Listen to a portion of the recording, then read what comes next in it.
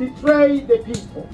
Hatina kupinda politics for money, hatina kupinda politics for mari, hatina kupinda politics for positions, hatina kupinda politics for parliament seats. Takapinda politics to change the lives of the people of Zimbabwe. Vanoda kuenda endai, vanoda mari itai mari, vanoda zvigaro itai zvigaro.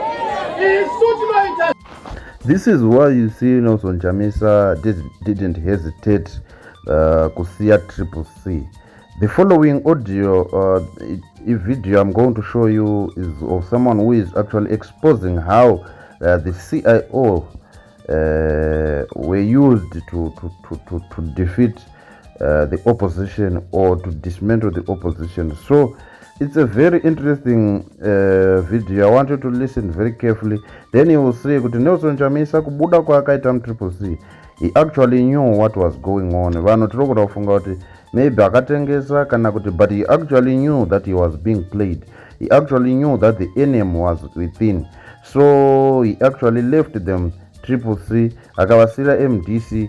So we don't know what he's going to do next, but for sure he actually knew what was going on. Without wasting much of your time, I want you to listen to the following.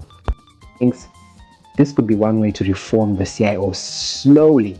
And that is why when Mnangagwa gets into power, he brings in Isaac Moyo. And he brings in Isaac Moyo and he wants him to do one version of intelligence, which is do what you did in South Africa. I want you to do it in Harare. What was that? And that was reform the CIO and create a CIO that is different from the one that served Mugabe. Not different in terms of interest, but different in terms of operations and its operational capacity. And Isaac starts to do that. He's a man, he's a giant in intelligence. He believes in intelligence, he doesn't believe in violence. He starts to push the agenda of infiltration. And we see that with Ngonzora, we see that with Chabangu. That is the CIO at work, playing the phone. That's Isaac Moyo for you. Infiltrate, no violence. In fact, when he gets to the CIO, he implements quite a lot of changes. Some of the changes that he brings in, which are, first, he says officers must justify the use of force. So a member of the CIO cannot even slap a civilian without having to write a report about why he did that. He can't pull out his service weapon. He can't intimidate anyone. In fact, he even bans CIO officers from leaving the headquarters with their IDs. Now, under Mugabe's time, that was the thing. CIO people put flash IDs. CIO is insecurity, that kind of thing. Isaac bans all of that, and he believes in infiltration.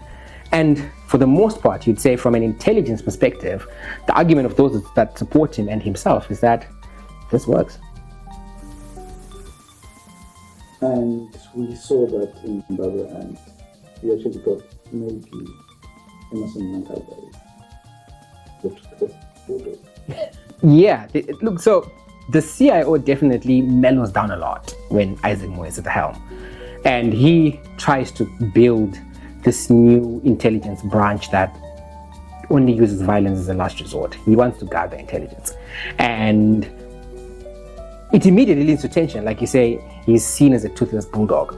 And that is something that comes from some sectors in the military, especially the January 19 protests, which came quite just like not long after the August 1 shootings. And those protests result in the loss of life. And they blame Isaac. They say, you and your boss, you're too soft. You know, you need to rule with an iron fist. But at the time, the argument of the people that support Isaac is that the CIO is doing his job. They've gotten Ngonzora to practically steal the party away from Chamisa. And he does it again with Chabangu, and they steal the party again. So it's toothless in that there is no fight in it. There's no bodies that are piling up. But he's getting the results. But that observation that you say that people make is not very far from the observation that people within the intelligence community and within the defense cluster also make. They start to say, this guy is a diplomat. He's not an operative. And there's one particular thing that happens in 2020, which is what sets alarm bells throughout the Joint Operations Command, which is some junior directors come up with a report. COVID is just hit. There's lockdowns all across the world. And they say, look, this is a perfect opportunity to kill Nelson Chamisa. They're not saying you should get shot in the head, but they talk about we could infect people around him with COVID. We could do something to get him in the hospital. We could take him out, and there's a legitimate reason because leaders are dying everywhere from COVID. But Isaac says no. He says, I'm not going to authorize that. He doesn't believe in that. He thinks it's unnecessary. And that leads to tension because that idea has quite a lot of support. People saying, if COVID had happened when Tsvangirai was at his most potent, that would have been a perfect excuse. So that's something that he then carries for the rest of his tenure throughout. And in Isaac's defense, I don't speak for him, but I speak about what I know. Isaac believes he is in good books with the president at the time because there's a private conversation at a private visit where the president says to him, don't meddle too much. I think I've got enough support. I can beat Chamisa on my own. There's no need for meddling. There's no need for any dirty tricks. And Isaac takes that as an instruction. But junior officers say it's reckless because they say, you can't listen to the president. He's not the head of intelligence. You will walk him into an election loss. In 2008, Mugabe was told he was going to win and he lost. So they said, no, that's irresponsible as a leader. And obviously refusing to take out Chamisa, that creates significant problems. But Isaac still retains the support of the president. He believes he's there to perform a reform agenda, and he thinks they're still traveling on the same spectrum.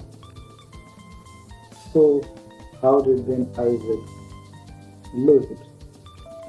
So Isaac doesn't quite lose it per se, but he starts to face a lot of resistance around the 2022 period. And he approached